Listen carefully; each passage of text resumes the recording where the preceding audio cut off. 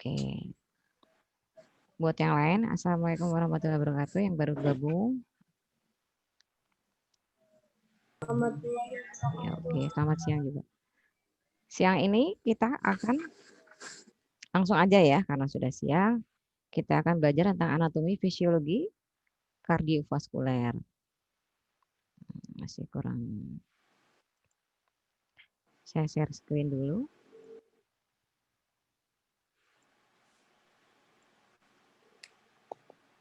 Oke.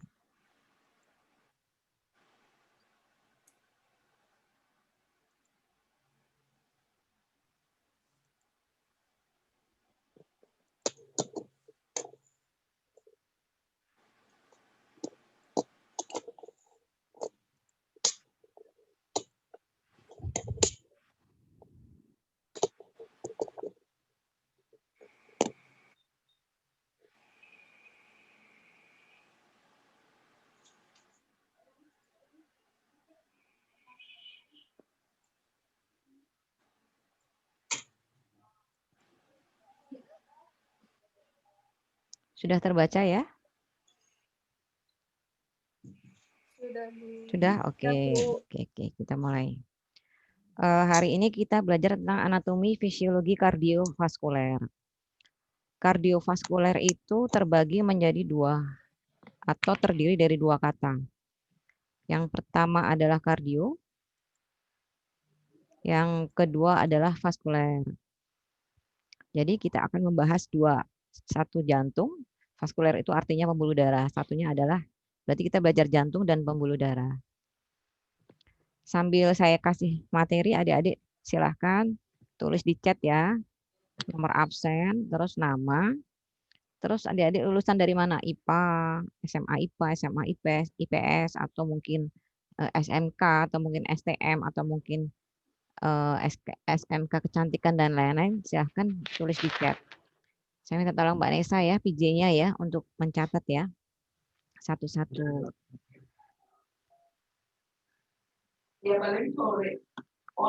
Ya, karena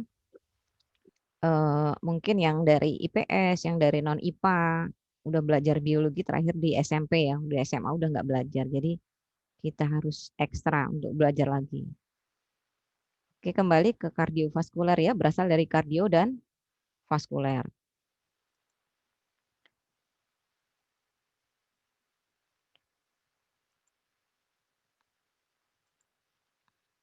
Kardio itu jantung dan vaskuler pembuluh darah.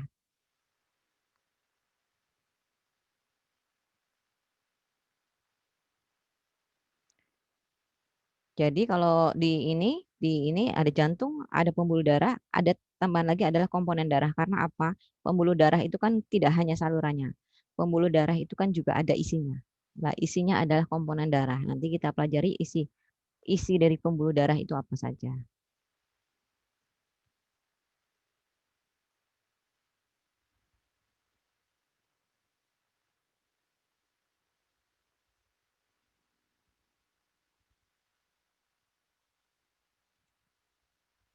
Sama ya. Nih, ya, jadi yang masuk ke dalam vaskuler adalah pembuluh darah dan komponen darah. Nah, komponen darah kita bicara tentang isi pembuluh darah ya. Darah berfungsi mengedarkan oksigen dan sari-sari makanan ke seluruh tubuh. Nah, komponen darah itu terdiri dari dua macam. Satu yang adalah sel darah, yang kedua adalah plasma darah. Sel darah itu butir-butirnya sel darah. Kalau plasma itu adalah cairan darahnya. Seperti kita lihat di gambar di sebelahnya, bahwa gambar yang eritrosit, trombosit, leukosit itu adalah sel darah. Sedangkan yang di bawah itu yang plasma darah itu adalah cairannya. Jadi airnya pembuluh darah. Namanya plasma darah.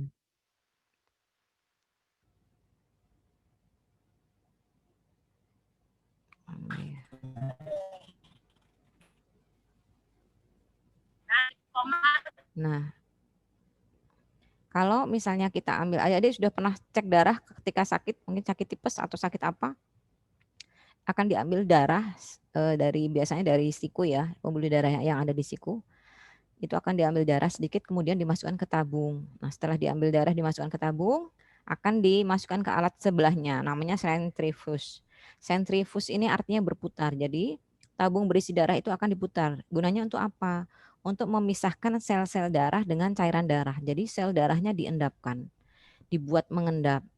Setelah dipusingkan atau diputarkan akan terjadi gambar seperti di tabung sebelahnya. Jadi sel-sel darahnya itu mengendap di bawah, cairan darahnya itu akan berada di atas. Di bawah itu sel-sel darahnya 45% itu sel darah, 55% itu cairan darah atau plasma darah. Nah, dari 45% yang 45% sel darah itu 99%-nya adalah sel darah merah. Makanya darah kita berwarna merah karena 99% terdiri dari sel darah merah. Jadi warnanya merah.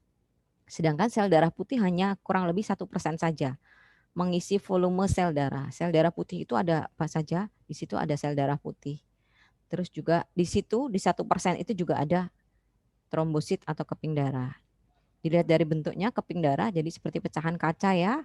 Itu adalah trombosit. Kalau adik-adik sudah pernah sakit demam berdarah atau sudah pernah mendengar sakit demam berdarah maka akan sering disebut trombosit ini. Trombositnya turun gitu. Nah, ini adalah hematopoiesis atau proses pembentukan darah.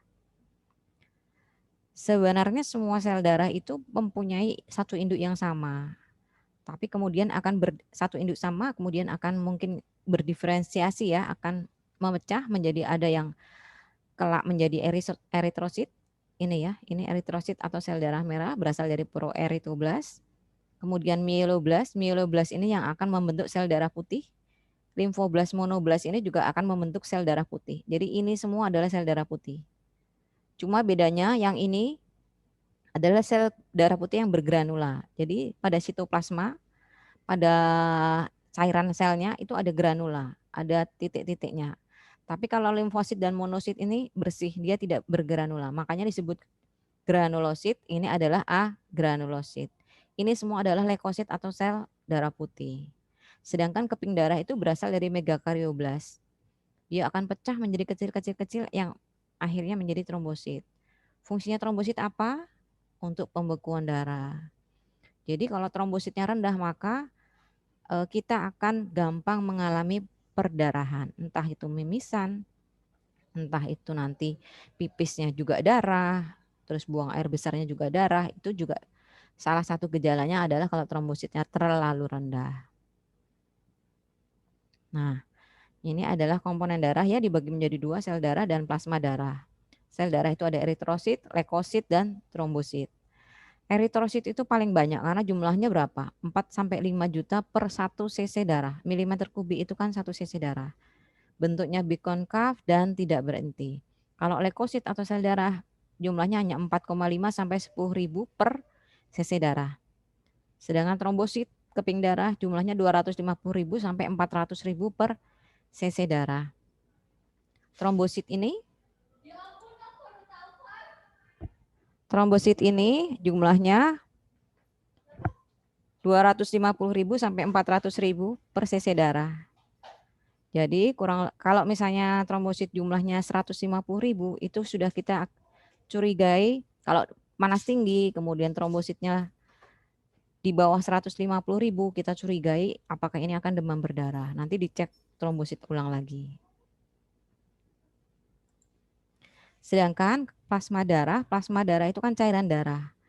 91,5%-nya itu terdiri dari air, sedangkan 8,5% itu adalah zat terlarut. Jadi plasma darah didominasi oleh air. Di zat terlarut isinya adalah protein, garam mineral, bahan organ, dan hormon. Yang penting pada plasma darah adalah protein pada zat terlarutnya. Itu mengandung albumin, mengandung globulin, mengandung fibrinogen. Albumin untuk apa? Albumin untuk mempertahankan pH darah. Globulin ada 3 macam. Ada alfa, ada beta, ada gamma globulin. Gamma globulin ini akan berfungsi pada imunoglobulin. Bentar ya.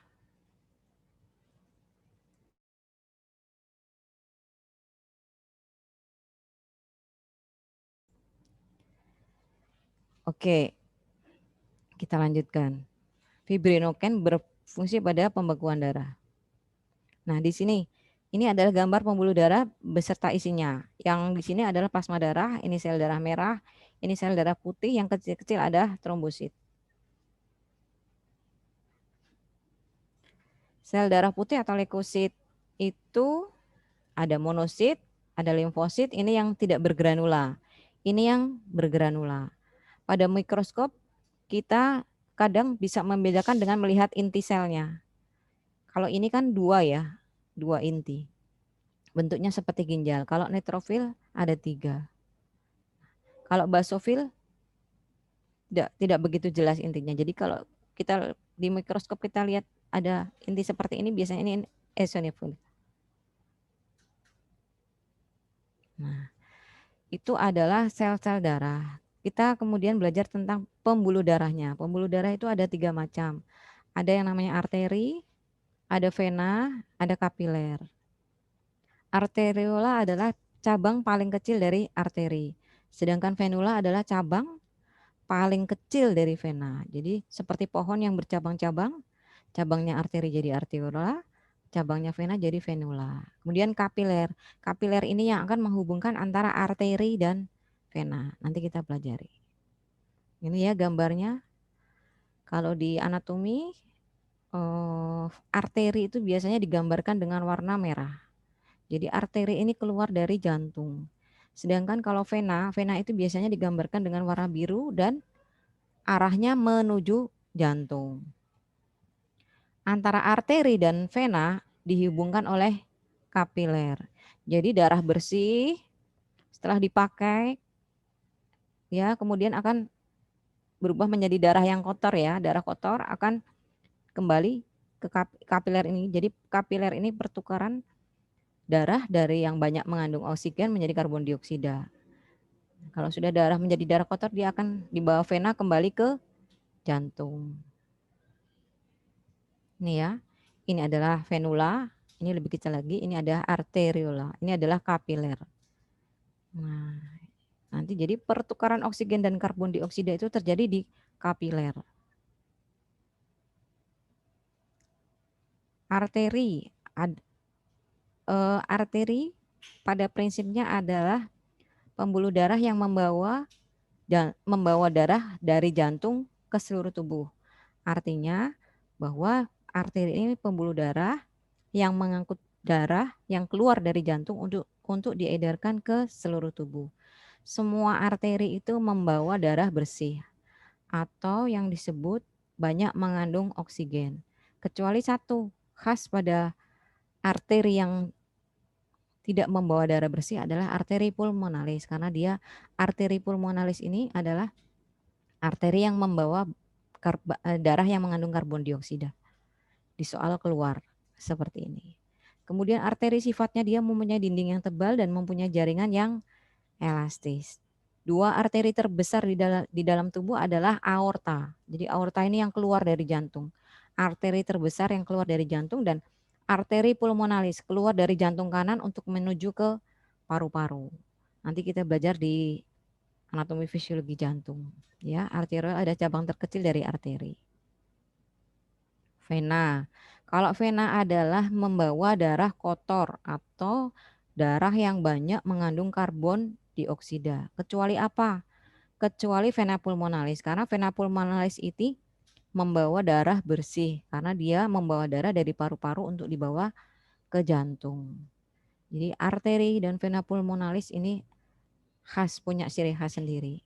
Kemudian pembuluh darah vena yang terbesar itu adalah vena cava superior dan vena cava inferior, di mana dia akan menuju ke atrium kanan. Kemudian pembuluh darah vena yang terbesar adalah vena pulmonalis. Tapi vena pulmonalis ini bawa darah bersih. Kemudian kapiler. Kalau kapiler itu pembuluh darah kecil karena dia diameternya cuma 5 sampai 10 mikron. Kemudian dindingnya cuma satu lapis endotel. Ya, di kapiler ini terjadi pertukaran oksigen, terjadi pertukaran zat metabolisme, dan lain-lain. Juga tempat penyerapan makanan juga bisa terjadi di kapiler. Ini fungsinya ya. Sudah diupload di Skalsa, adik-adik bisa ini baca di Skalsa. Saya terangkan yang lebih Ini aja yang inti-intinya. Jadi pertukaran ini adalah contoh.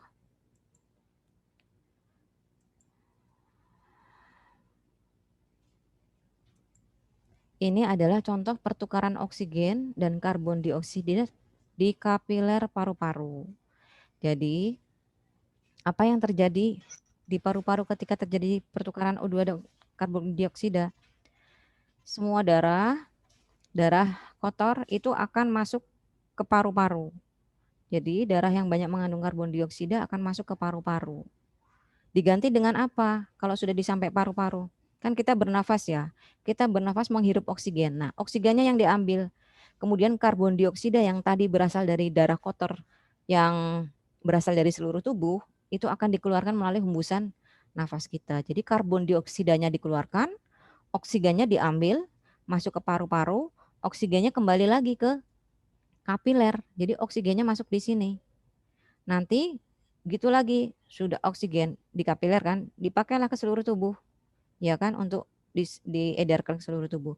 Nanti berubah lagi menjadi darah yang kotor, karbon dioksida, masuk lagi ke paru-paru, diproses di paru-paru, masuk ini karbon dioksidanya masuk ke sel paru-paru atau alveolus, kemudian kita menghembuskan nafas, maka karbon dioksidanya akan dilepaskan.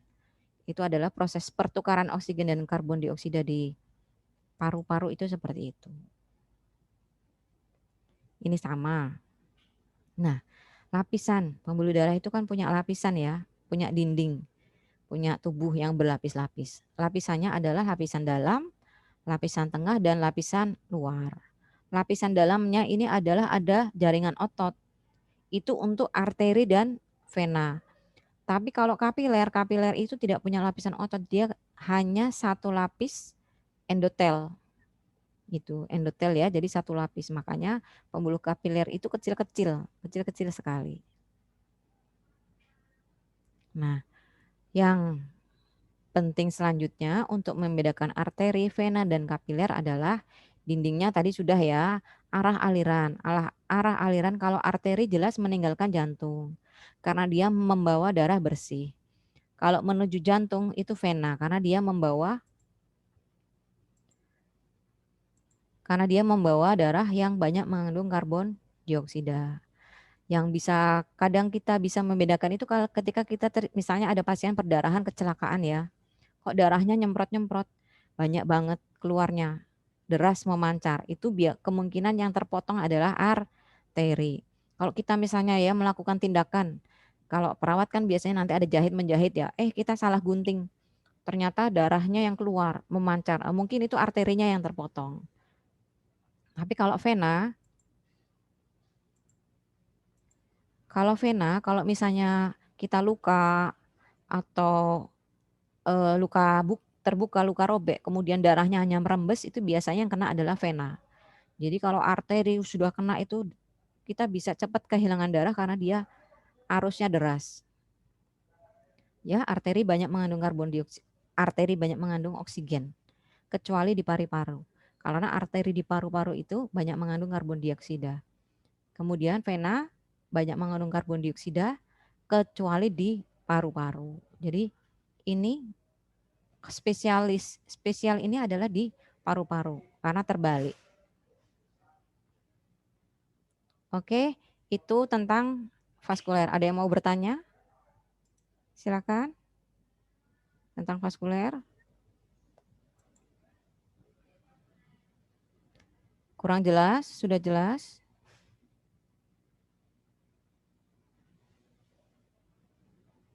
Ada yang mau bertanya tentang vaskuler? Gak ada? Bingung? Terlalu cepat?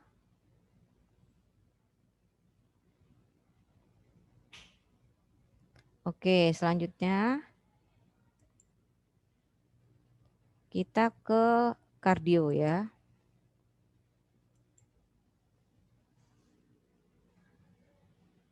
Ini adalah anatomi fisiologi kardiovaskuler.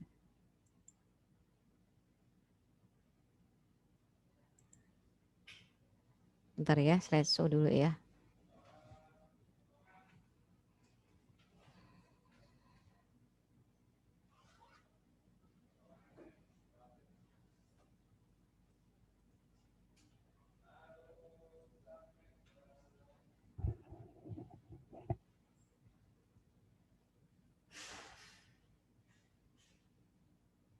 Kenapa nggak mau slideshow ya? Oke. Nah, kalau kardio ini agak panjang, jadi agak lebih sulit dibandingkan vaskuler, jadi adik-adik harus konsentrasi. Sama ya tadi ya, jantung dan pembuluh darah. Sekarang kita belajar tentang jantung. Apa sih fungsi jantung? Fungsi jantung itu kan pompa ya, jadi dia menerima dan memompa darah ke seluruh tubuh. Kemudian kalau kita belajar anatomi jantung, maka adik-adik harus tahu ini nih. Satu, letak jantung itu di mana? Batas jantungnya di mana? Lapisan jantungnya bagaimana? Ruang jantungnya bagaimana? Vaskularisasi jantungnya bagaimana? Katup jantungnya seperti apa? Jadi 6. Ini berkaitan dengan anatomi. Tapi kalau nanti fungsinya apa, fungsinya seperti apa, bekerjanya seperti apa, ini pada fisiologi. Jantung bentuknya seperti kepalan tangan kita, sebesar kepalan tangan kita, walaupun tangan kita beda-beda ya, ada yang kecil, ada yang besar. Tapi kira-kira sekepal tangan kita. Beratnya cuma 250 sampai 360 gram. Ya. Yang khas adalah ini, spesial adalah ini, apex. Apex itu artinya puncak. Kalau apex paru-paru, puncak paru-paru itu berada di atas. Tapi kalau jantung, apexnya justru berada di bawah. Jadi jantung, apex jantung itu ini. Basis atau dasar jantung itu di sebelah sini, di atas. Sedangkan apex atau biasanya kita bilang ictus cordis itu di sini. Jadi kalau misalnya orangnya kurus, kemudian kontraksi jantungnya terlalu kuat, itu biasanya di dinding dada tuh dia bisa kelihatan gitu. Itu namanya ictus cordis. Jantung sebagian besar berada di sebelah kiri badan. Ya, di sebelah sternum dan 5 cm dari processus xiphoideus. Ini adalah processus xiphoideus. Ini ya, jadi ini processus xiphoideus. Ini adalah ujung dari tulang sternum. Ini 5 cm di atas dari processus xiphoideus itu letak jantung. Nah, ini adik-adik, kalau mengetahui kemudian batas jantung. Kalau batas jantung itu kita harus tahu dulu garis-garisnya atau linea-lineanya. Ini adalah linea mid clavicula. Nah, ini adalah linea mid clavicula. Ini adalah linea mid axilla. Axilla itu mid axilla itu tengah-tengah ketiak. Axilla itu kan ketiak. Clavicula kan tulang ini. Ini adalah tulang clavicula. Dibagi dua karena tengah-tengah. Nah, ini. Terus nah, batas jantung.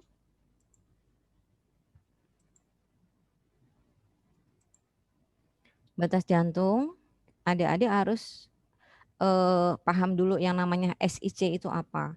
SIC itu artinya adalah spasium intercosta. Spasium itu jadi kayak rongga gitu loh. Bukan rongga, ruangan. Jadi SIC itu artinya ruangan di antara kosta. Nah, kembali ya. Jadi ini adalah SIC1, ini adalah SIC2, ini adalah SIC3, ini adalah SIC4. Jadi antara kosta 1 dengan kosta 2 itu adalah SIC1. Antara kosta 2 dengan kosta 3 adalah SIC2. Adik-adik harus tahu ini karena apa? Nanti kalau pada pemeriksaan jantung ketika praktek, adik-adik bisa meraba tulang-tulang ini pada pasien. Oh, jadi bisa membedakan, oh ini jantungnya normal, oh ini jantungnya ternyata membesar. Itu bisa dengan namanya perkusi ya. Perkusi harus tahu ini SIC1, SIC2, SIC3 dan lain-lain. Pemeriksaan jantung harus tahu ini. Ya, batas kanan ada batas kanan atas, kiri atas, kanan bawah, kiri bawah. Kanan atas itu di SIC atau di ruang kosta 2, sebelah kanan. Di linea parasternalis kanan. Artinya apa? Linea itu garis. Sternal itu sternum. Jadi di linea di pinggir sternum yang kanan. Itu adalah batas jantung kanan atas. Batas jantung kanan bawah masih di linea parasternalis kanan, tetapi SIC-nya beda. Ini SIC2, ini SIC3, SIC4. Sedangkan kiri atas sama di SIC2 ya, tapi linea parasternalis kiri. Jadi di garis tepi sternum yang sebelah kiri. Sedangkan batas kiri bawah ini ada di SIC5 ya. Spasium interkostal 5 di antara kosta 5 dan kosta 6. Ini itu adalah di sebelah media linea medio mid clavicularis atau linea medio clavicula. Tadi garis tadi yang membelah clavicula jadi dua. Tuh ditarik garis lurus ke bawah. Nah, di SIC5 di situ sekitar situ yang namanya ictus cordis atau apex cordis. Nah, itu tadi sudah batas jantung. Sekarang selaput jantung.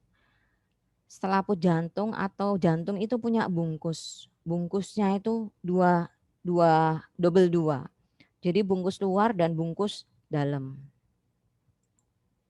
Bungkus paling luar itu untuk melindungi apa? Bungkus paling luar itu yang melekat pada kosta, pada tulang, pada paru-paru, pada organ-organ sekitarnya itu bungkus paling luar. Terus di bawahnya ada bungkus lagi. Namanya adalah pericardium visceralis, yaitu epicardium. Jadi visceralis itu artinya organ. Kalau parietalis itu di pinggir, di tepi. Itu. Nanti kita ini ya. Nah, ini kita lihat di gambar di sini. Ini paling luar adalah pericardium parietale. Kemudian yang membungkus jantung langsung adalah pericardium visceralis. Di antara dua bungkus jantung ini, di antara dua selaput ini ada namanya cairan pericardium yang berwarna biru ini. Fungsinya apa? Untuk mengurangi gesekan yang timbul akibat gerakan jantung saat memompa. Kalau tidak ada airnya ini, kemudian jantung ini bergerak, maka dia akan bergesekan dengan organ sekitar, bergesekan dengan dinding paling luar, maka jantung akan luka. Makanya ada cairan perikardium biar leluasa bergerak. Lapisan jantung itu bungkus jantung ya. Ibaratnya balon, terus ada bungkusnya lagi. Nah, balon itu ada lapisannya juga. Jantung itu ada lapisannya juga. Lapisan jantung, lapisan paling luar adalah ini tadi, pericardium visceralis itu lapisan paling luar. Dibedakan ya, Dek, selaput jantung sama lapisan jantung. Selaput itu bungkusnya, kalau lapisan itu adalah daging jantungnya. Jadi, lapisan paling luar adalah pericardium visceralis. Kemudian lapisan tengahnya adalah miokardium, lapisan dalamnya adalah endokardium. Mio itu artinya otot. Jadi miokard. Nanti kalau misalnya adik-adik pada serangan jantung, pasien-pasien pada serangan jantung itu ada miokard infarct, ada infarct miokard. Ya, ada infarct sering nggak? Udah pernah dengar belum? Sakit jantung infarct. Itu adalah ototnya yang rusak. Kemudian endokardium itu dari kata endo ya. Endo itu artinya dalam.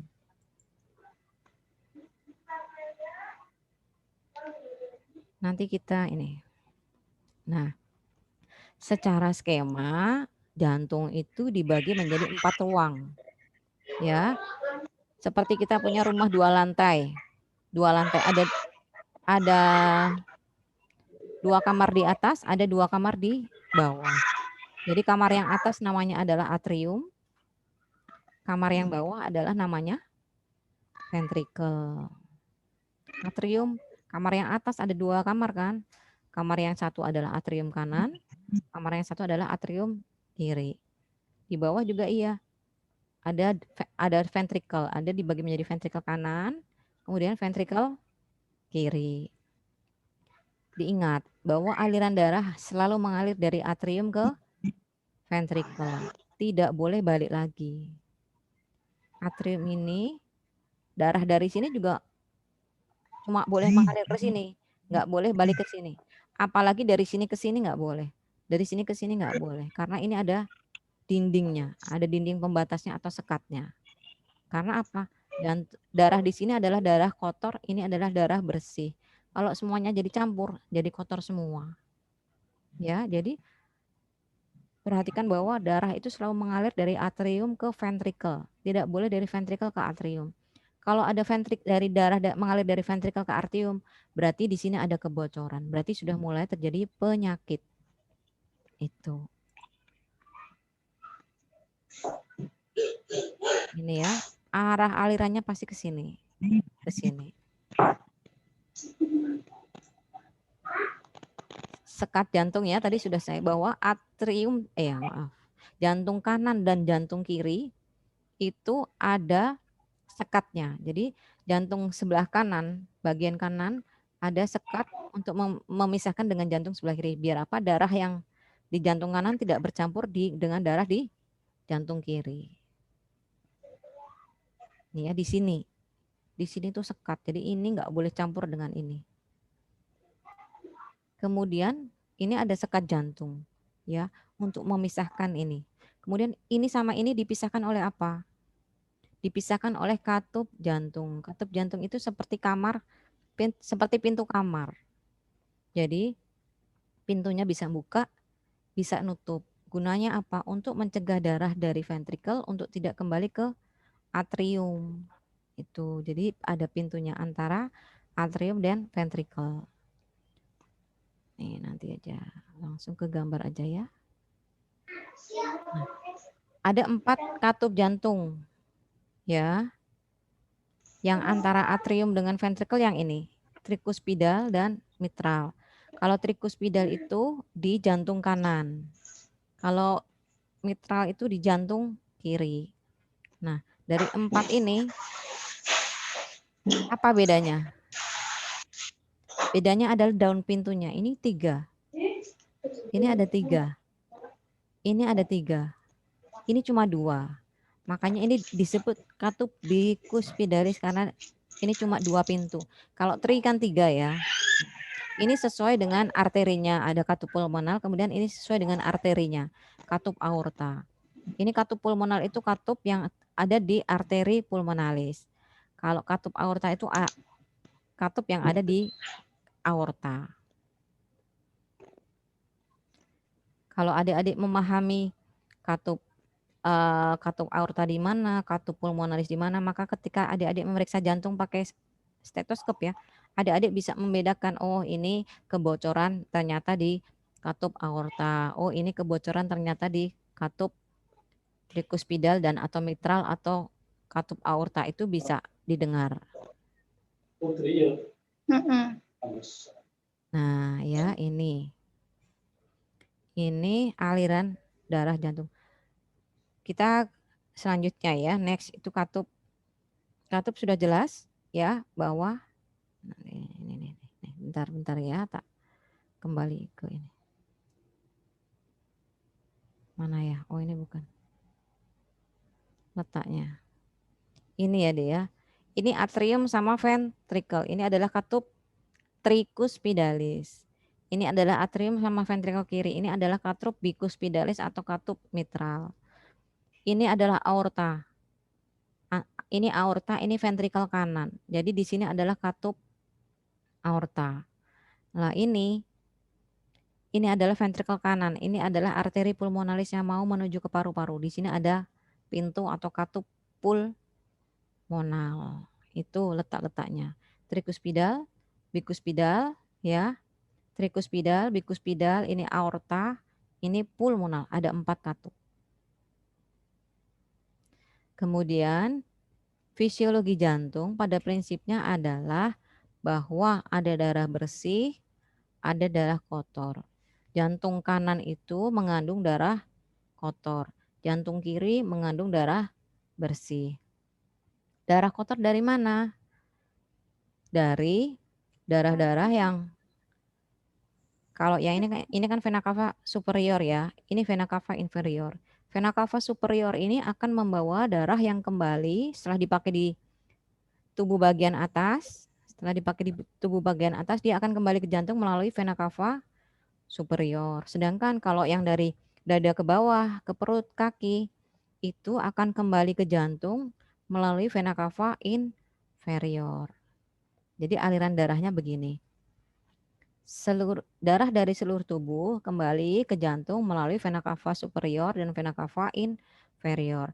Masuk ke dalam atrium kanan. Setelah masuk ke dalam atrium kanan akan masuk ke ventrikel kanan. Ini darah kotor. Masuk ke jantung kanan. Setelah dari jantung kanan maka akan masuk ke mana? Ke paru-paru. Ya. Perhatikan bahwa darah kotor dari jantung kanan maka akan masuk ke paru-paru. Nanti ada gambar lagi. Setelah di paru-paru diproses, oksigennya dibuang, karbon dioksidanya dibuang, oksigennya dipakai, maka darah yang banyak mengandung oksigen atau darah bersih ini akan kembali lagi ke jantung.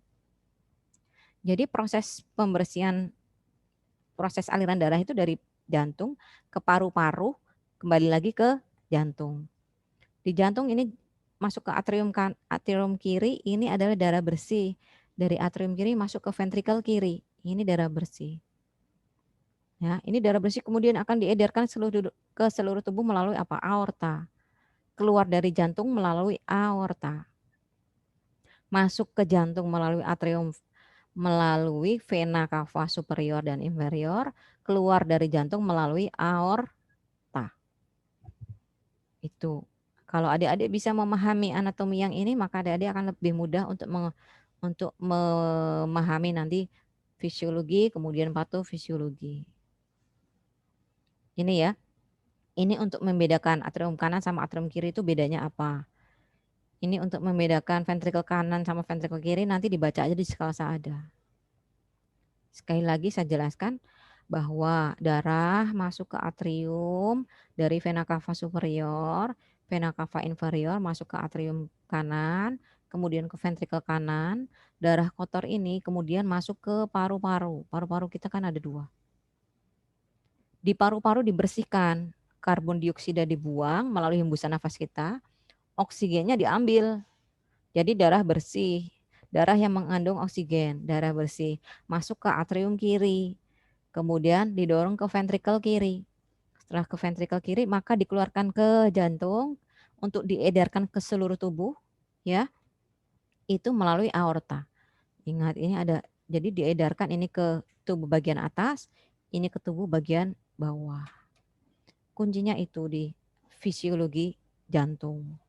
Fisiologi itu yang normal ya. Kalau yang nggak normal patofisiologi. Nah, aliran darah cuma itu aja. Kemudian kalau kita bicara vaskularisasi jantung, itu sama juga kita bicara tentang sirkulasi koroner. Kor, ini dari kata kor, C-O-R sebenarnya C-O-R ya. Adik-adik tahu penyakit jantung koroner ya. Itu adalah pembuluh darah, gangguan pada pembuluh darah koronaria. Jadi vaskularisasi jantung.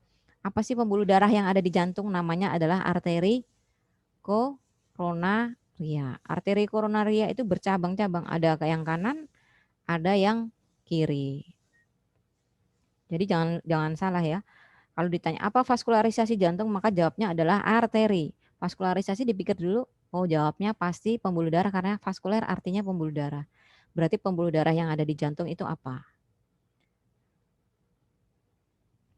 Nah, ini adalah arteri koronaria kanan. Ini adalah arteri koronaria kiri. Cabangnya ya, arteri koronari kiri ada cabang yang melingkar. Melingkar itu namanya ramus sirkumflexa. Yang menurun, cabang yang menurun itu adalah ramus descendens. Descendens itu artinya turun. Descendens anterior, anterior itu berarti depan. Turun yang ke bagian depan. Sirkumflexa yang melingkar, marginal itu yang tepi, margin itu yang tepi. Nah, ini memberikan darah pada otot jantung sebelah kiri. Kalau yang cabang kanan itu hanya ramus descendens dan ramus marginalis. Dia tidak punya ramus sirkumflexa. Nah, ini memberi darah ke jantung bagian kanan dan juga bagian kiri. Itu ya, jangan lupa kalau ada soal vaskularisasi jantung adalah arteri apa? Arteri koronaria. Kor, COR ya, COR itu jantung. Penyakit jantung koroner. Jadi kalau penyakit jantung koroner yang bikin sering serangan jantung itu adalah sumbatan lemak di dalam arteri ini. Kateterisasi jantung, adik-adik tahu. Kateterisasi jantung itu pembuluh darah jantung itu dimasukkan kateter, dimasukkan selang yang ada ujung kameranya, kemudian akan dilihat nih pembuluh darah mana yang tersumbat, pembuluh darah mana yang lemaknya tebal. Itu namanya kateterisasi jantung. Nah, setelah kateterisasi jantung akan dipasang ring kalau pembuluh darahnya itu kolaps, artinya apa? Pembuluh darahnya itu kempes, tidak bisa mengembang. Nah, itu baru dipasang ring. Jadi adik-adik harus paham Ada kateterisasi, ada ring, nah seperti itu. Kenapa dipasang ring, dipasang cincin? Biar apa? Biar pembuluh darahnya bisa ini membuka lagi, dipasang ring kan, dipaksa untuk melebar. Nah, darahnya ngalir. Kenapa? Kalau ini tersumbat, otot di sebelah sini tidak kena darah, tidak kena makanan, maka otot ini akan rusak. Kalau otot jantung rusak, apa? Rusaknya banyak, ya itulah serangan jantung meninggal. Jadi otot jantung itu tidak boleh rusak. Nih ya, sama. Nah, itu adalah arteri atau pembuluh darah yang banyak mengandung oksigen. Sedangkan kita di jantung juga ada vena atau pembuluh darah balik. Ini namanya adalah yang pembuluh darah vena yang besar di jantung namanya adalah vena sinus coronarius. Ini ada pembuluh darah yang besar di jantung. Kalau yang kecil-kecil namanya adalah vena tebesi itu. Ya, ada arteri, selalu juga ada vena. Ada pembuluh darah yang mengalirkan darah bersih, ada juga pembuluh darah yang membawa darah kotor. Nah, kemudian jantung itu persarafan jantung. Jantung itu bekerja sadar apa enggak sadar? Jantung itu bekerjanya tidak sadar. Nah, tidak sadar itu sarafnya apa? Saraf otonom. Saraf otonom itu adalah saraf otomatis, jadi dia bekerjanya otomatis. Tidak kita suruh, dia sudah bekerja. Kalau tangan diangkat kan kita nyuruh. Itu adalah sistem saraf sadar. Kalau jantung, liver, ginjal, itu sarafnya saraf otonom karena dia bekerja secara otomatis. Dibagi menjadi dua, saraf simpatis dan saraf parasimpatis. Simpatis itu intinya dia akan meningkatkan kerja, kalau parasimpatis itu akan menghambat kerja. Jadi kalau simpatis itu akan meningkatkan detak jantung, meningkatkan denyut jantung. Kalau parasimpatis itu akan menurunkan denyut jantung. Begitu. Ya. Jantung dipersarafkan oleh saraf simpatis yang dapat mempercepat irama jantung atau detak jantung sama aja ya, dan parasimpatis yang bisa memperlambat irama jantung. Nih, saraf simpatis, ini saraf parasimpatis. Sudah ya. Ini simpatis, ini simpatis. Ya, ini simpatis. Ini dari sini, kemudian ke sini. Tuh. Kalau ini nervus vagus itu parasimpatis, maaf deh. Ini baru ini parasimpatis. Dari mana nervus vagus? Dari medula oblongata. Kalau yang ini dari medula spinalis. Mana ya? Ini ya. Parasimpatis dari nervus vagus di medula oblongata. Kalau simpatis dari medula spinalis. Torak 2 sampai 4. Nanti kita belajar di persarafan kalau ada adik mau biar kita lebih paham medula spinalis, kemudian medula oblongata, kita pelajari di persarafan. Ini dengar dulu, besok kalau medula oblongata besok di persarafan kita pelajari. Kemudian itu sudah ya fisiologi aliran darah jantung. Kita akan belajar sirkulasi, pompa, denyut nadi, tekanan darah, kemudian aktivitas listrik jantung, aktivitas kontraksi otot jantung.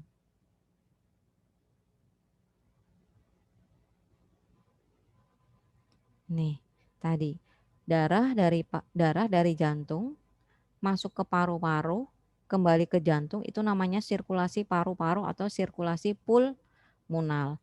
Kalau sirkulasi sistemik, darah dari jantung disebarkan ke seluruh tubuh, kembali lagi ke jantung, itu adalah peredaran darah besar atau sirkulasi sistemik. Ini keluar nih di ujian.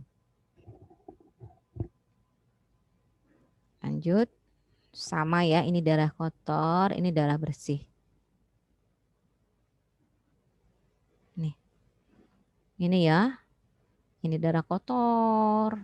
Dibersihkan di paru-paru, masuk lagi ke atrium kiri, ke ventrikel kiri, diedarkan ke seluruh tubuh, ke anggota tubuh bagian atas, ke dada, ke kepala, ke bawah.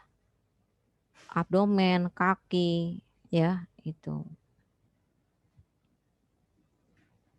Nah, ke atas, ke kepala, ke leher. Kalau ke bawah bisa ke liver, ke hati, bisa ke perut dan isinya usus, bisa ke ginjal, bisa ke kaki. Ini darah bersih dari jantung dipakai. Setelah dipakai kan ada zat sisanya. Zat sisanya adalah darah yang banyak mengandung karbon dioksida. Dibawa lagi lah kembali ke jantung. Vena cava superior, vena cava inferior. Itu ya, aliran darah jantung. Sekarang siklus jantung. Pada prinsipnya ya, jantung berfungsi memompa darah ke paru-paru dan ke seluruh tubuh. Nah, kerja jantung itu dibantu oleh dua sistem, sistem kontraksi otot jantung dan sistem konduksi listrik jantung. Jadi yang membuat jantung bergerak itu adalah kerjasama dari kontraksi otot dan aliran listrik jantung. Sistem konduksi itu biasanya berkaitan dengan aliran listrik. Aliran listrik jantung loh ya, bukan aliran listrik yang lain. Nah, ini adalah siklus jantung yang berkaitan dengan sistem kontraksi. Itu siklus jantung adalah urutan kejadian terjadi saat jantung berdetak. Ada dua fase siklus jantung ketika berkontraksi. Ada fase sistol, ada fase diastul. Fase sistol adalah fase ketika ventrikel berkontraksi. Fase diastol adalah ketika ventrikel berdilatasi atau mengembang. Jadi kalau ventrikel itu kontraksi itu berarti dia menyemprotkan darah, mendorong darah. Kalau dia dilatasi berarti dia rileks, melebar. Kalau melebar berarti apa? Dia darahnya masuk. Jadi masuk, kalau diastol itu darah masuk ke ventrikel, kalau sistol itu darahnya dikeluarkan dari ventrikel. Sini ya. Sistol adalah periode kontraksi dari ventrikel untuk memompa darah keluar dari ventrikel. Ingat, ada ventrikel kanan, ada ventrikel kiri. Keluarnya kemana harus bisa membedakan. Diastol adalah periode relaksasi dari ventrikel di mana terjadi pengisian darah. Nah, sistol sama diastol ini yang nanti akan diukur pada saat pengukuran tekanan darah.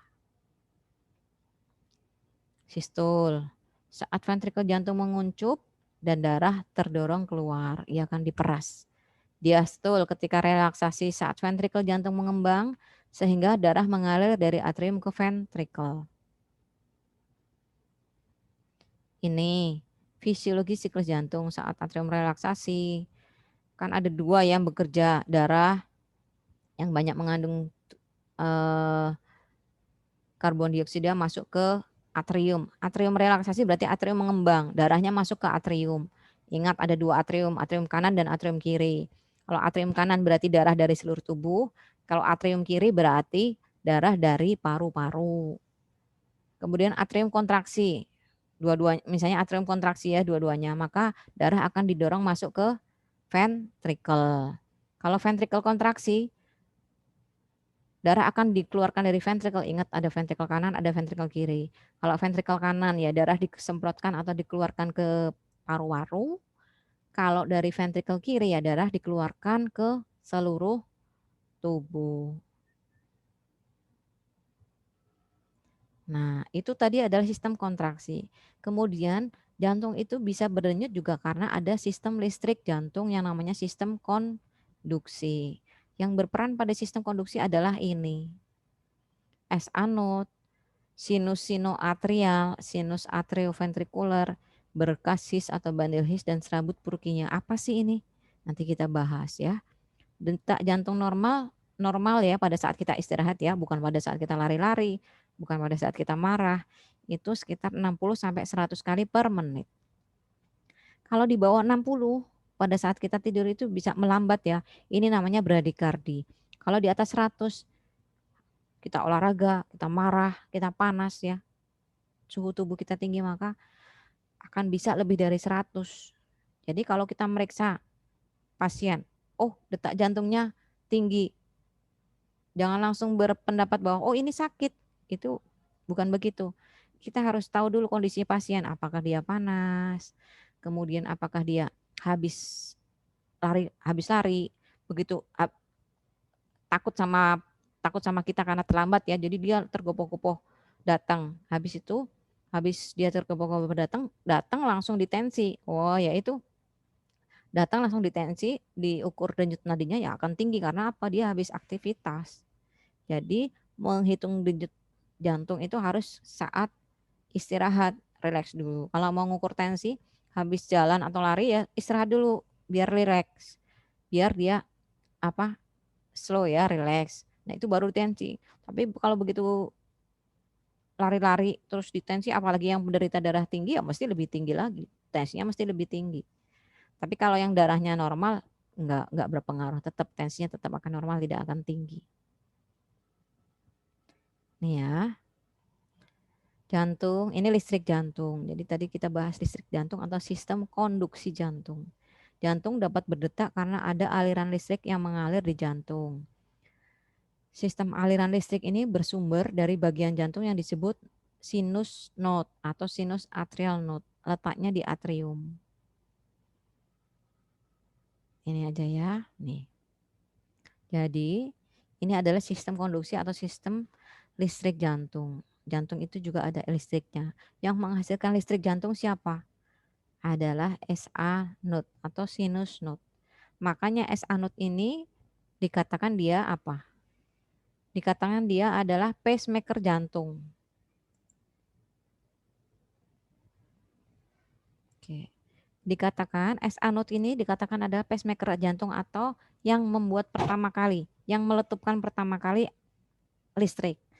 Kemudian dari sini dia akan menjalar ke seluruh otot atrium. Ya, sini atrium ke sini atrium. Setelah dia menjalar di otot atrium, dia akan menuju ke apa? AV node. AV itu singkatan dari apa? Atrioventricle. Berarti di antara atrium dan ventricle. Di sini. Ini kan atrium. Ini ventricle. Atrioventricular ada di sini. Setelah ada di sini maka dia akan diteruskan ke bundle His. Bundle His. Bundle His kanan, bundle His kiri. Nah, paling ini cabang-cabangnya ya, paling ini adalah serabut, terakhir adalah serabut Purkinje. Aliran listrik ini juga akan bisa terbaca di EKG deh kalau ada gangguannya. Jadi kalau misalnya SA node-nya pasien itu rusak, maka gambaran EKG-nya akan berbeda. AV node-nya ini rusak, gambaran EKG-nya akan berbeda. Di sini ada blok ya, aliran jantung karena di sini di blok, ada blok, gangguan blok, maka kan listrik nggak bisa sampai sini ya. Kalau bloknya di sini berarti gimana? Aliran listriknya kan cuma bisa sampai sini, karena ini di blok. Nah, ini nggak dapat aliran nih, berarti ini gangguannya itu akan terlihat di rekam jantung. Oh, berarti ini gangguannya di blok bandel kanan, blok bundel atau blok bandel kiri. Nanti adik-adik kalau masuk ke poli jantung akan dengar blok bandel itu akan dengar.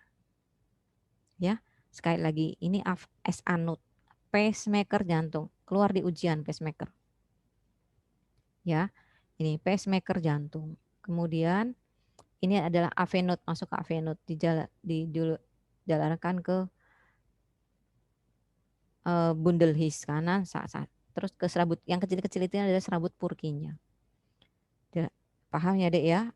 Aliran listrik jantung yang berperan adalah SA node, AV node, bundle His dan serabut Purkinje. Kalau nanti ada pertanyaan adik-adik bisa menjawab. Lagi ini SA node menjalar, AV node, bundle His. Jadi aliran listrik ini yang bisa membuat jantung berkontraksi akhirnya berdenyut. Sama ya. Nah, itu tadi aliran listrik jantung. Kalau di jantung banyak ya kita belajar aliran listrik, bunyi jantung, denyut nadi, nanti tekanan darah, ada banyak sekali.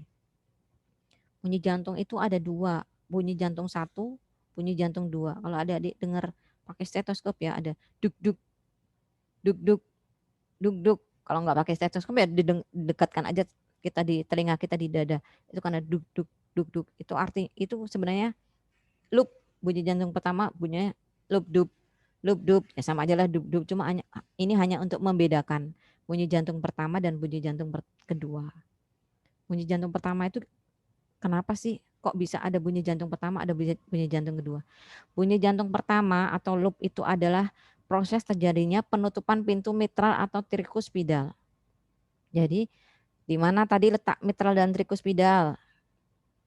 Trikuspidal itu di antara trikuspidal itu di jantung kanan, antara atrium dan ventricle di sebelah kanan. Kalau mitral itu antara atrium dan ventricle sebelah kiri. Jadi katupnya, pintunya itu nutup, ya, nutup. Jadi darah nggak boleh ngalir, itu ditutup.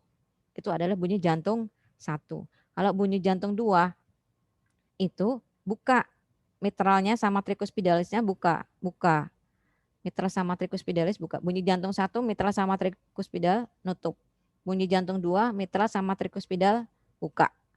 Nah, kalau mitral nutup, satunya kan masih ada 2 katup ya, ada 2 pintu, aorta dan pulmonal.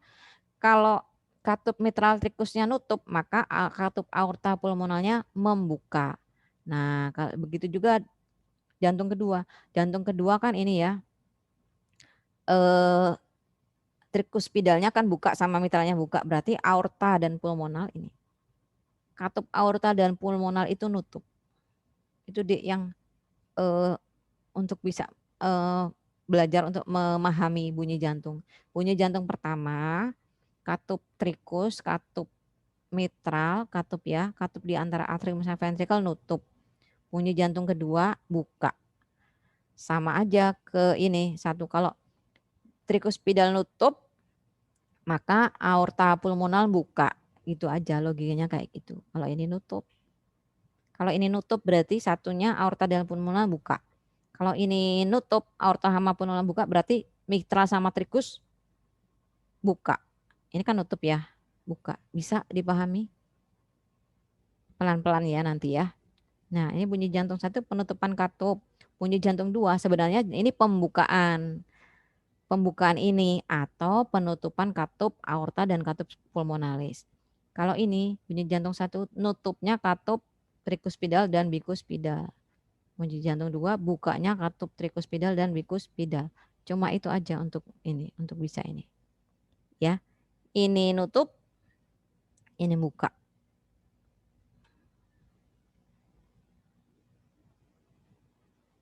Ya. Ini sistol, ini diastol. Suara jantung itu, bunyi jantung itu ada 1, 2, 3, 4 sebenarnya. Tapi yang 3 sama 4 ini jarang. Kalau yang suara 3 itu disebabkan vibrasi dinding ventrikel karena darah masuk ke ventrikel secara tiba-tiba saat pembukaan atrioventrikel. Ya. Kalau S4, suara 4 juga jarang. Jarang terjadi pada individu normal. Biasanya adalah suara bunyi jantung 1 dan bunyi jantung 2. Jam 2 ya. Nah, kalau ada itu 3 sama 4 kan nanti ini ya, jarang. Nah, kalau misalnya ada bunyi lain selain loop bunyi jantung 1 dan bunyi jantung 2, itu kan dub-dub kan. Kalau ada suara jantung yang lain yang selain ini maka disebut suara jantung abnormal atau tidak normal. Contohnya ada apa? Suara jantung yang tidak normal adalah bising jantung atau murmur jantung. Bisa terdengar jika katup jantung tidak menutup atau membuka dengan benar. Jadi ada kelainan, ada gangguan pada pintu atau katup jantung sehingga terjadi bising. Ibaratnya kalau misalnya ada pintunya itu harusnya nutup kencang, kok ini nggak nutup kencang, ada angin yang lewat, nah itu suaranya itu ada suara tambahan, itu adalah bunyi jantung yang tidak normal. Bunyi jantung tidak normal juga disebabkan karena kelainan bentuk jantung yang mengganggu aliran darah di dalam jantung. Nah, bising jantung ini ya, banyak sekali macamnya. Ya, ini dipelajari di spesialis jantung. Kita nggak usah. Nah, denyut nadi. Apa bedanya denyut jantung dengan denyut nadi? Ada yang tahu? Denyut nadi itu adalah penjalaran dari denyut jantung. Jadi denyut nadi biasanya harus sama dengan denyut jantung. Kalau denyut nadinya dihitung sama denyut jantungnya, maaf, denyut nadinya diraba, kemudian kita pasang stetoskop di dada, kok berbeda, berarti ada gangguan, ada yang salah nih, di mana nih salahnya gitu loh. Karena apa? Pada prinsipnya denyut nadi itu sama dengan detak jantung. Jadi kalau jantung berdenyut, kita pegang nadi akan teraba sama, gerakannya sama. Sama saja denyut nadi karena pekerjaan dari ini, denyut jantung sama dengan aktivitas denyut nadi.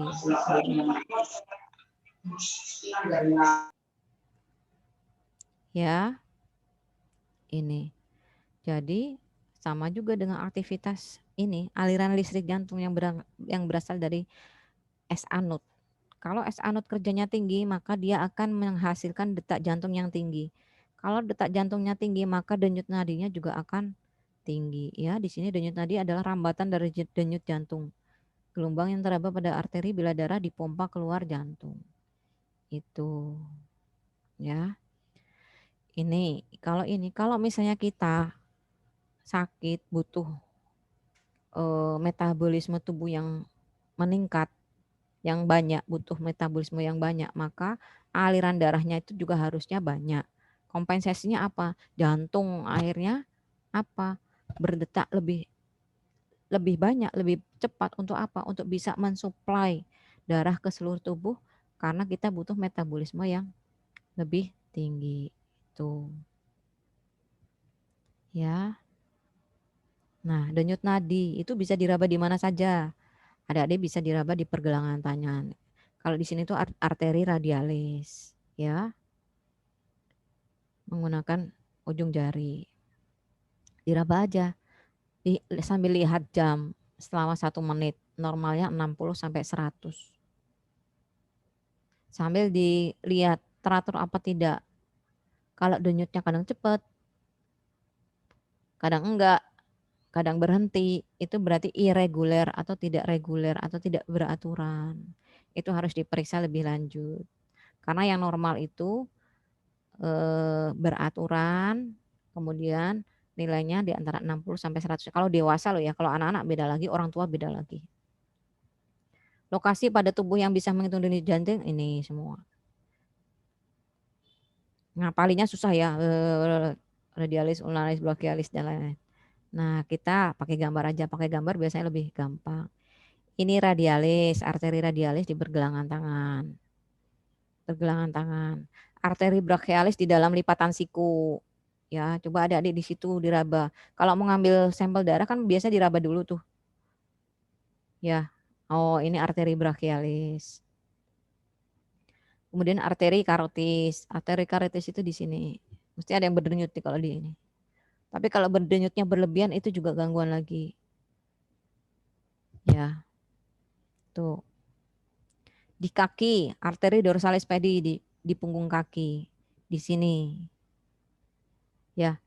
Kok di sini nggak keraba, di siku nggak keraba, kita masih bisa cari di kaki keraba apa enggak. Ini di dalam kaki, di deket ini ya, tumit ya. Pembuluh darah ini biasanya melebar nih kalau kita ini ya berdenyut. Ini popliteo itu di belakang lutut, di belakang dengkul, di dalam dilipat di belakang dengkul. Ini arteri femoralis dilipat paha.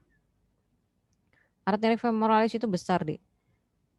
Kalau misalnya dia kecelakaan ya, kenanya di arteri femoralis, di sini putus, perdarahannya nggak kelihatan, orangnya nggak kelihatan, tiba-tiba dia aja pingsan, shock karena di sini perdarahan dalam. Jadi kalau apapun ada patah di sini, patah tulang di bagian paha, luka robek di bagian paha, harus hati-hati dengan apa penggantian cairan. Jadi jangan sampai orangnya baik-baik aja nggak ada darah yang mancur keluar, padahal mancurnya di dalam. Hati-hati. Nih ya, cara skema ada di sini, bisa dibaca. Nah, denyut nadi normal itu 60 sampai 100 denyut per menit.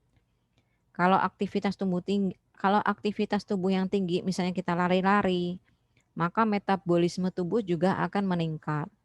Kebutuhan oksigen juga meningkat, frekuensi denyut nadi juga meningkat. frekuensi detak jantung meningkat, frekuensi denyut nadi meningkat. Kalau aktivitas tubuh tinggi, meningkatkan aliran darah, perlu aliran darah yang lebih untuk mensuplai zat makan dan oksigen ke dalam jaringan otot. Jantungnya berkontraksi lebih kuat dan jantung meningkat, denyut nadi meningkat. Itu hukumnya. Ya, menurut American Heart Association nih 60 sampai 100. Kalau atlet itu 40 sampai 60 pada saat istirahat tuh ya. Karena jantung atlet itu terlatih. Jadi dia ototnya bagus. Jadi dia tidak butuh kontraksi jantung yang banyak untuk memenuhi oksigennya. Udah ya. Nih, bayi baru lahir ini rata-rata segini. Ya, nih. Detak jantung bayi lebih banyak dari dewasa karena kebutuhan akan suplai darah lebih tinggi. Untuk memenuhi kebutuhan suplai darah yang lebih banyak, maka jantung harus berdetak lebih cepat. Aktivitas fisik ya yang mempengaruhi di aktivitas fisik, semakin kita fisiknya dipakai banyak ya frekuensi denyut jantungnya dibutuhkan lebih banyak, jantung akhirnya kompensasi detak jantungnya lebih banyak. Rokok dan kafein, adik-adik yang ngerokok ya, rokok itu merugikan karena dia makan meningkatkan denyut nadi ya, jadi lama-lama kalau ini detak jantungnya cepat-cepat akhirnya tensinya juga akan menjadi tinggi. Kafein ya, kalau ada minum kopi, habis minum kopi jantungnya deg-degan ya, karena ya itu dia akan merangsang sistem saraf simpatis. Ingat, simpatis itu meningkatkan detak jantung. Nah, itu sudah ya. Terus kita selanjutnya belajar jantung. Jantung itu berapa sih darah yang dikeluarkan jantung? Berapa sih volumenya darah? Nah, itu kita sekarang belajar itu. Jadi, curah jantung atau jantung yang dikeluarkan selama 1 menit. Curah jantung atau jumlah darah yang dikeluarkan selama 1 menit itu adalah hasil perkalian dari jumlah detak jantung dikalikan 1 semprotan dalam 1 kontraksi. Ya. Jadi cardiac output atau curah jantung adalah hasil dari volume sekuncup SV, ini volume sekuncup ya. VS juga bisa, SV juga. Volume sekuncup atau stroke volume. Ini ada volume darah dalam 1 kali kontraksi dikalikan jumlah detak jantungnya dalam 1 menit. Kurang lebih 5 liter per menit. Jadi curah jantung ya, darah jantung yang dikeluarkan itu kurang lebih 5 liter per menit. Bayangkan 1 kepal tangan yang dikeluarkan 5 liter per menit. Kita minum 5 liter aja gak kuat ya adik. Nah itu ya. Nah, volume sekuncup adalah volume darah yang dipompakan oleh ventrikel kiri per denyut atau per kontraksi. Darah yang dikeluarkan itu enggak 100 dari ventrikel kiri enggak 100% keluar, ada sisa, ada sisa, ada sisa. Tetapi karena otot jantung itu bagus, itu maka dia bisa memompa lagi, dikeluarkan lagi, dikeluarkan lagi.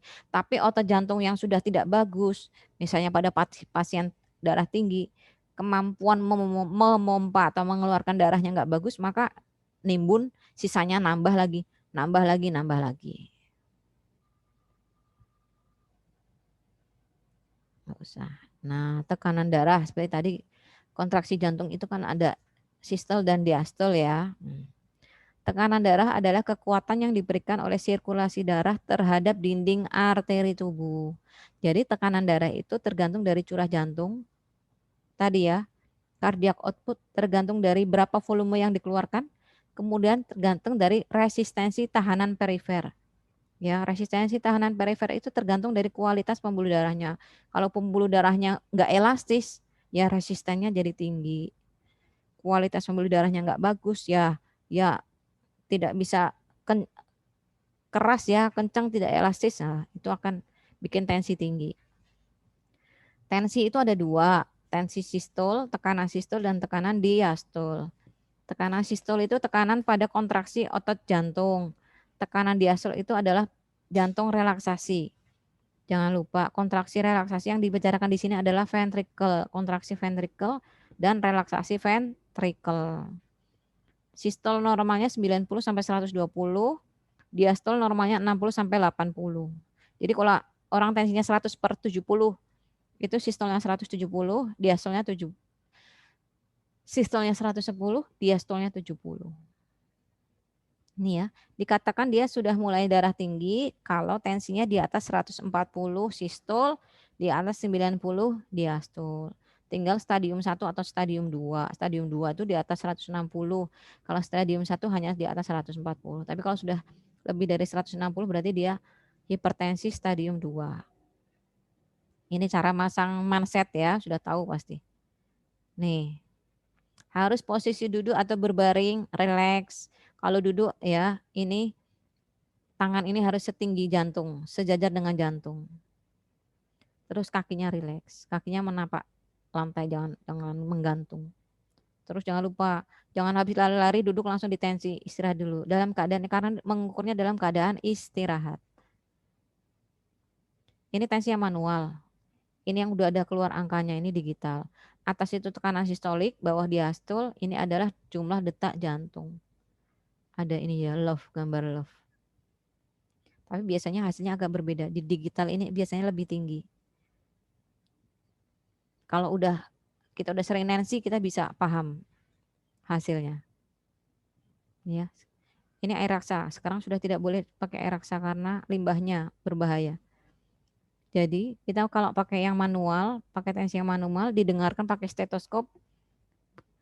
Bunyi pertama terdengar itu adalah sistol, bunyi pertama hilang itu adalah diastol.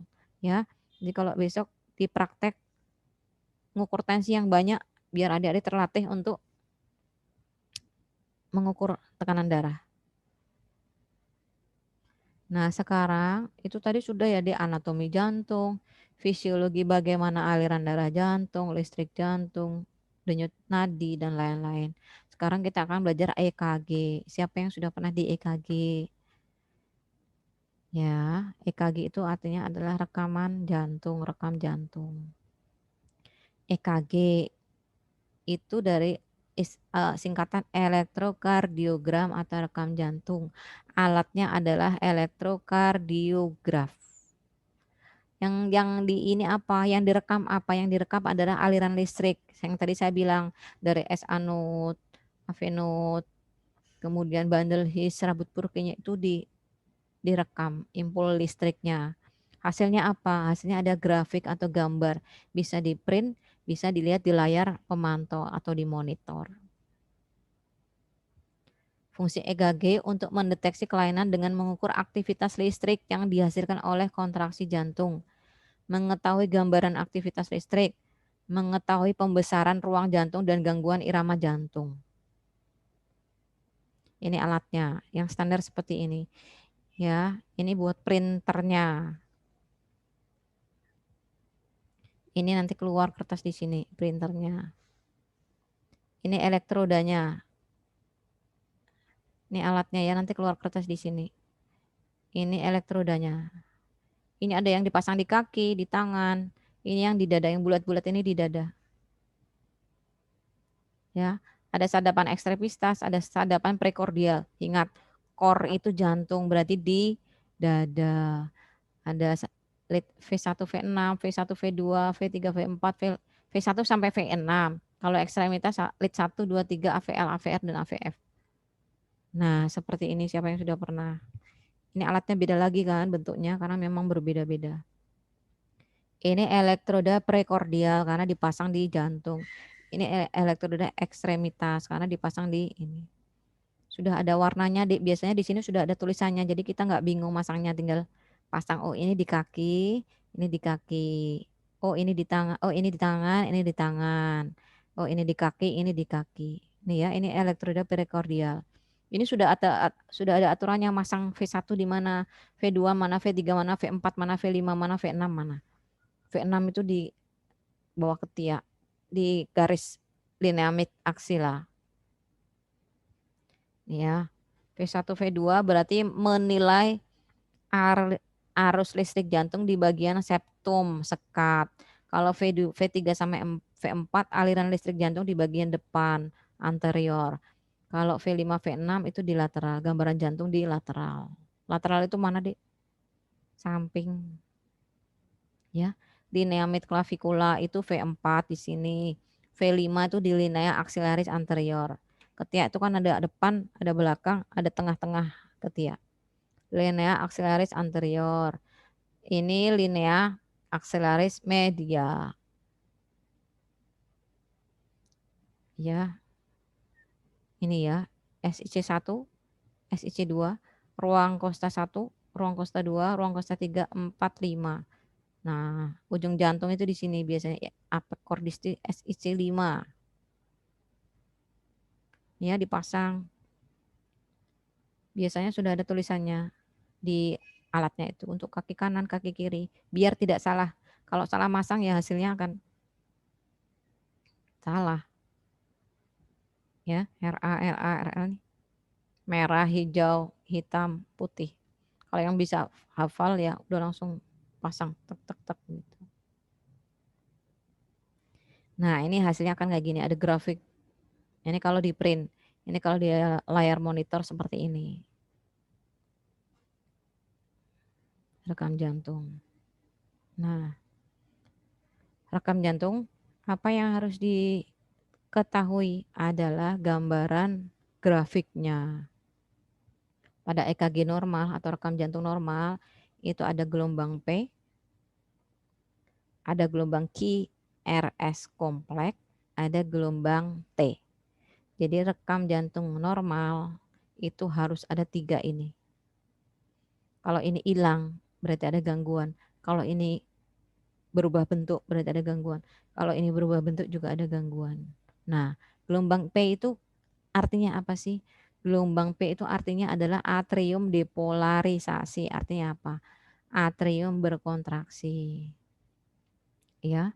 Jadi kalau misalnya ini kok berubah bentuk karena apa? Ini panjangnya ada normalnya, tingginya juga ada normalnya. Kalau gambarnya sudah tidak sesuai dengan sebesar ini, maka berarti ada gangguan di atrium. Kalau ini atrium ya, aliran listrik jantung di atrium ya. Kalau ini adalah aliran listrik jantung di ventricle. Jadi kalau ada yang berubah di sini berarti ventricle-nya nih yang aliran listrik di ventricle nih yang bermasalah. Nah, ini adalah ventricle repolarisasi, artinya mau habis kontraksi terus ada repolarisasi. Ini adalah gelombang T. Kalau ini ada gangguan, ini kan menggunung ya. Kalau dia turun itu apa itu infak atau iskemik itu ada lagi. Jadi adik-adik harus tahu normalnya dulu P, QRS dan gelombang T. Gelombang T itu mencerminkan ventricle repolarisasi. Ini atrium, ini ventricle depolarisasi, ventricle ini kontraksi, ini ventricle yang mau relaksasi. Ya, ini sampai sini itu namanya PR interval. Dari P ke gelombang R itu namanya PR interval. Ada normalnya. Kalau memanjang artinya apa, kalau memendek artinya apa itu ada. Nanti dipelajari lebih spesifik. Fisiologi, patofisiologi, kalau fisiologi nggak usah. Ini ya, ST segmen. ST segmen ini nggak boleh melebar, nggak boleh menyempit, harus segini ya segini. PR segmen, QRS kompleks, ya, QT interval. Kalau ini memendek artinya apa, kalau ini memanjang artinya apa. Itu nanti di patofisiologi. Ya, jadi PR interval itu udah ada 0,16 detik. Jadi kertas EKG itu bentuknya kotak-kotak gini deh. Kotak-kotak, ada kotak kecil, ada kotak besar. Kotak besar itu ada berapa kotak kecil, itu ada rumusnya. Nah, paling gampang aja kalau mau ngitung detak jantung. Menghitung heart rate melalui metode kotak besar atau kotak kecil.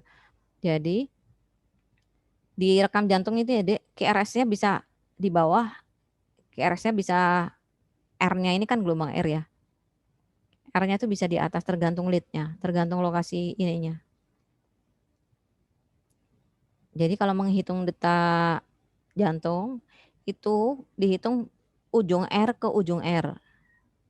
Berapa kotak besar? Ini yang ini kan lebih tebal ya, ini kotak besar.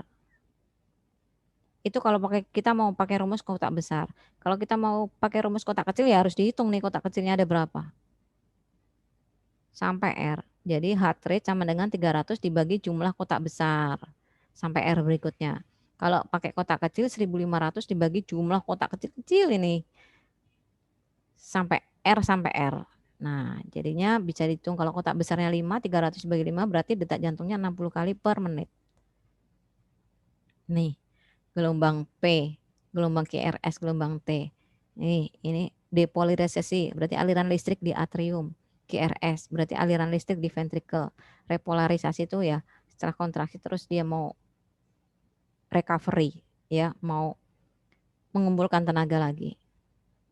Ini adalah normal heartbeat, diketahui dari mana? Ujung R-nya ini loh. Ujung R-nya ini stabil.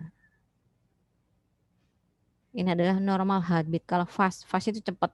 R sama R-nya tuh terlalu apa? Rengket ya kalau orang Jawa bilang. Nah, ini fast heartbeat. Karena apa? Detak jantungnya cepat ini. Ini kan gerakan kontraksi ventricle ya. Kontraksi, kontraksi, kontraksi, kontraksi. Dia cepat. Tapi kalau slow, nah kontraksi, lama baru kontraksi. Lama baru kontraksi. Ini slow heartbeat. Nah, ini yang irregular. Kadang cepat, kadang lama, kadang normal. Kadang cepat, kadang lama, kadang normal. Itu namanya irregular. Kalau adik-adik menemukan irregular heartbeat, pegang nadinya kok tidak, iramanya tidak bagus, sebaiknya periksa. Itu. Ya. Ada pemeriksaan EKG juga, ada pemeriksaan ekokardiogram. Ekokardiogram itu lebih sensitif, lebih bagus lah daripada EKG. EKG hanya mengukur aktivitas listrik jantung. Kalau ekokardiogram itu pakai suara, ultrasound. Jadi mengambil gambar untuk menunjukkan struktur internal jantung dan aliran darah yang melewatinya. Oke, sudah selesai ya. Anatomi vaskuler dan anatomi kardio. Jadi kardiovaskuler. Ada yang mau bertanya silahkan dibuka mute-nya. Silahkan unmute kalau mau bertanya. Ada yang mau bertanya? Saya PJ-nya? Bu izin bertanya. Ya, boleh. Ya, misalnya kan ada pasien itu yang di rumah sakit. Pertama normal HB dan trombosit laki-laki dan perempuan itu berapa, dan resiko HB dan trombosit rendah itu gimana? Nilai normal ya berarti ya antara HB sama trombosit. Kalau HB itu kalau perempuan paling rendah biasanya 12, sekitar 12 lah. Kalau laki-laki juga sekitar 13-an itu paling rendah. Karena apa? Pemeriksaan HB, pemeriksaan trombosit itu juga tergantung alatnya. Jadi setiap laboratorium itu beda-beda. Kan kalau kita dapat hasil itu kan pasti ada angka normalnya di sebelahnya. Ya, HB-nya berapa? Maaf ya. Terus angka normalnya berapa? Itu kan beda-beda setiap laboratorium karena alatnya berbeda. Tetapi biasanya HB paling rendah. HB normal perempuan di atas 12 lah. HB laki-laki di atas 13. Trombosit itu tadi ya 250.000 sampai 400.000. Tapi kalau masih di atas, kalau di realita masih di atas 150.000 gitu masih bagus. Tapi kalau sudah di bawah 150.000 untuk trombosit kita harus hati-hati. Ada apa ini? Hari ini kok 150.000, sebaiknya besok diulang lagi. Apakah turun ataukah meningkat? Kalau turun berarti ada masalah, kalau meningkat berarti nggak apa-apa. Gitu. Kalau yang demam berdarah biasanya ya panas lebih dari 3 hari, kemudian dicek trombosit di bawah 150.000, itu udah kita siap-siap besok cek cek trombosit ulang ya Bu ya. Nah, atau kalau sekarang panas 3 hari, lebih dari 3 hari kok trombositnya di bawah 100.000, biasanya udah kita langsung rujuk karena kita takut ada shock. Demam berdarah itu kan bahayanya pada shock, yang bikin meninggal itu kan shock, hipovolemik. Jadi kebocoran kapiler, kapilernya itu bocor, jadi plasma darahnya itu keluar dari kapiler. Ya, jadi dehidrasi kan, dehidrasi berat, shock itu yang membuat kematian pada kasus demam berdarah. Ada lagi? Ya, terima kasih Bu. Ya, buka semua yang masih aktif siapa? Oke. Oke. Sudah cukup, tidak ada yang bertanya lagi? Ya, Izin bertanya, ya Dok. oke. Kan tadi kalau apabila di jantung terdapat banyak lemak dipasang ring, ada perbedaan nggak sih setelah dipasang sama sebelum dipasang buat tubuh kita? Kalau untuk penderita penyakit jantung koroner ya ada perbedaan. Sebelum dipasang ring kan itu tersumbat lemak ya, iya kan? Setelah dipasang ring, lemaknya kan dihilangkan, bukan lemaknya didiamkan saja. Timbunan lemaknya kan dihilangkan. Nah, terus dipasang ring, otomatis kan pembuluh darahnya jadi ini, jalannya jadi lancar lagi. Ya akan berubah. Dan yang tadinya dia sesak nafas karena kan jantung itu kan berkaitan dengan oksigen ya. Kalau aliran darah jantung oksigennya nggak bagus ya dia akan sesak nafas. Tapi karena dia sudah aliran darahnya terus bagus ya, terus sesak nafasnya akan berkurang gitu. Dan pasang ring itu tidak hanya satu di pembuluh darah, bisa banyak di pembuluh darah. Penyumbatan itu Makasih, tidak Dok. hanya satu, bisa di banyak tempat. Ya, ada lagi? Oh, iya. Saya izin bertanya, Bu. Iya. Ibu Gimana? kalau telapak tangan itu keringat, memang itu benar gejala penyakit jantung? Keringetan itu memang Makasih, Bu. kadang-kadang tidak selalu deh jawabannya. Karena kalau keringetan itu ada banyak faktor yang normal ya, karena dia metabolismenya tinggi, jadi keringat biasa. Atau produksi kelenjar keringatnya tinggi, itu juga akan berkeringat. Kemudian gangguan tiroid juga nanti akan berkeringat. Nah, gangguan jantung juga bisa berkeringat, keringat dingin karena keringat dingin. Jadi tidak terus keringat dingin itu pasti gangguan jantung, harus diperiksa. Mendingan periksa aja. Kan harus juga dicek tensinya, nadinya, terus jantungnya bagaimana, kelenjar tiroidnya bagaimana itu. Ya, jadi tangan basah itu nggak selalu sakit jantung. Periksa aja kalau udah ada tangan Baik. basah. Ada lagi? Sudah semua? Saya cek dulu. Oke, sudah tidak ada pertanyaan ya. Oke, pertemuan kita minggu depan lah lagi dengan. Oh itu ya, saya mau bertanya. Iya boleh. Gimana? Itu sih kan pemasangan ring ya Bu. Kalau nggak salah itu tulang rusuknya ada satu dipotong. Apakah itu dipasang lagi atau enggak ya Bu ya? Kira-kira tulang rusuk. Enggak. Metode operasinya berbeda-beda ya, tergantung ya. Tapi kalau pemotongan tulang rusuk kayaknya enggak ada pemotongan. Karena sekarang udah canggih. Oh berarti sistemnya dibor ya Bu ya, di pen. Kateterisasi jantung itu bisa lewat arteri femoralis. Arteri femoralis. Di mana arteri femoralis? Ya. Jadi enggak pakai ini, sekarang udah canggih, enggak. Cuma dimasukkan ke pembuluh darah, sudah nanti dipasang itu aja. Itu mungkin yang zaman dulu ya. Pakai pen, enggak ada pen. Iya Bu. Iya Bu, soalnya saya lihat ada waktu itu orang yang habis dikasih itu ring kayak gitu, nggak ada tulang rusuknya salah satu hilang. Oh, itu mungkin yang dulu, zaman dulu dibedah di dada. Kalau sekarang udah nggak ada kayak gitu. Sekarang sudah lebih canggih. Begitu ya. Oke, Oke. makasih Bu. Oke. Sudah? Ada lagi? Nggak ada ya. Oke.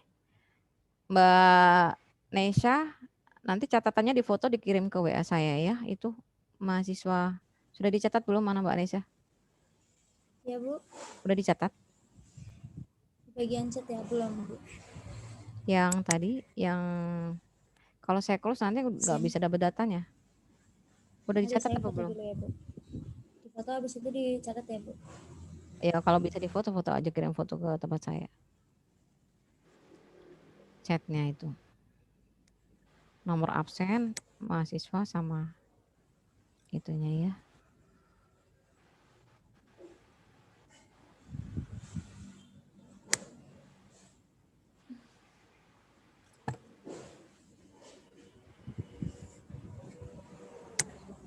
Sudah?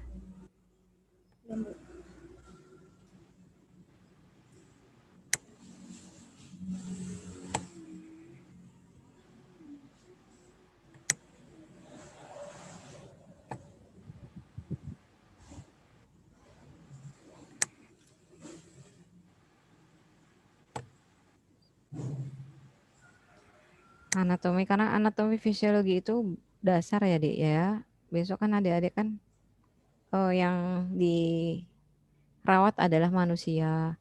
Kalau misalnya kok nggak tahu anatomi fisiologi, itu bisa berbahaya. Ya, di klinis nanti, di praktek nanti. Jadi silahkan adik-adik untuk mempelajari anatomi fisiologinya dengan baik. Nanti kan ada skill lab itu yang akan memantapkan materi dari kuliah saya ini. Sudah, Mbak? Oke, udah ya. Oke. Semoga bermanfaat. Mohon maaf jika ada salah kata saya. Saya akhiri ya. Assalamualaikum warahmatullahi wabarakatuh. Waalaikumsalam. Waalaikumsalam warahmatullahi wabarakatuh. Terima kasih, Bu. Oke, close aja. N ya.